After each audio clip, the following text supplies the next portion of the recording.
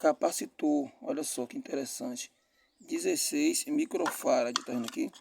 16 microfarad. O capacitor, pessoal, o motor, por ele ser uma carga indutiva, a gente sabe, né, quem participa da minha sala de aula e também dos meus vídeos conhece que o motor, por ser uma carga indutiva, ele tem ali a tensão adiantada em relação à corrente. Isso gera uma perturbação. Para corrigir esse atraso, a gente tem o capacitor, que ele tem a sua corrente adiantada em relação à tensão, o contrário. Então, olha só, o capacitor aqui, 16 microfarad, ele vai corrigir esse fator de potência, fazendo com que o motor tenha um solavanco de funcionamento. Olha só, 16 microfarad mais ou menos, ele pode dar um pouco mais de 16 ou um pouco menos, em torno de 5%, tá vendo? Frequência tanto com 50 Hz como 60 Hz, ele vai funcionar. Então aqui é o capacitor, tá vendo? Ele é acoplado no motor, esse cara aqui, ó, capacitor. Você tem aqui as terminações, as ligações. Então esse cara, repito, ele vai ajudar o motor a funcionar na hora do liga, para dar o solavanco para o mesmo vir a funcionar. Então tá aqui na instalação. Esse cabo aqui, ó, ele representa o cabo de aterramento. Tá vendo? Esse aqui ó, o símbolo lá do aterramento, tá vendo? Tá vendo? É o cabo de aterramento do motor. Pessoal, esse vídeo aí, né, esse trecho de vídeo que vocês viram aí, eu gravei no intuito de falar um pouquinho sobre os capacitores, né? Então, o capacitor é um dispositivo utilizado tanto na eletrotécnica como também na eletrônica, tá?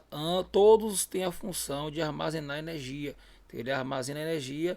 O grande diferencial dele em relação à bateria, que também armazena energia, é que ele tem um índice de descarga muito rápido. Ele solta toda a carga que ele tem rápido no circuito.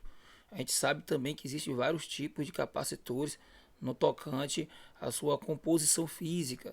Você tem capacitor eletrolítico, você tem capacitor a óleo, você tem capacitor cerâmico, vários tipos de capacitores. O capacitor também ele é empregado no circuito para corrigir fator de potência, principalmente em circuitos que tem ali cargas indutivas, como o transformador, também motores.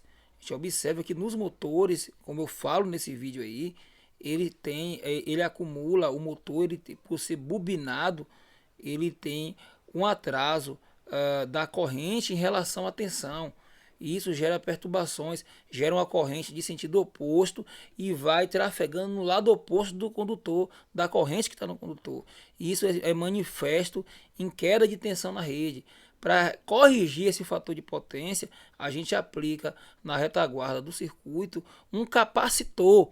E esse capacitor, por ele ter ali o seu índice de capacitância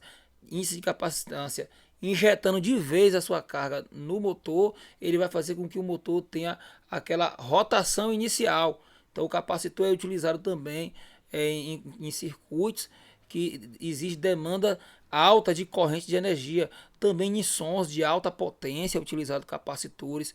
Você vê capacitores sendo empregados em temporizador, retificador, colocado capacitor, filtro de linha, estabilizadores. Todos esses componentes eletrônicos também possuem ali os capacitores, são componentes importantes dentro da eletrônica e dentro da eletrotécnica.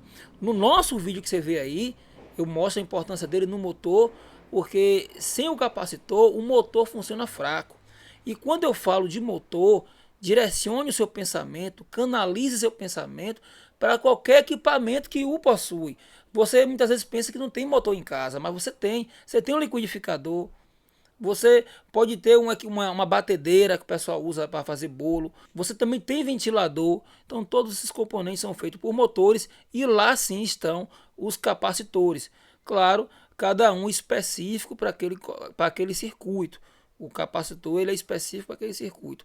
Então você vê aí um capacitor de 16 microfarad, é o índice de capacitância desse capacitor nesse motor aí, tá? Média corrente de partida. Eu preciso também ter um capacitor ali para funcionar, senão o motor ele funciona fraco, ó, funciona bem fraco, porque o capacitor ele já está queimado, está quebrado ou não está conectado.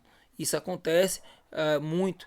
Então você vê o ventilador fraquinho ali, ó, pode ser um capacitor. A gente sabe que muitas vezes acontece do eixo estragar e ficar colando no magnético, aí segura. Não necessariamente é o capacitor, mas em vários casos que eu já encontrei, inclusive no meu ventilador, o problema era no capacitor. Eu troquei o capacitor e o bicho funcionou normal.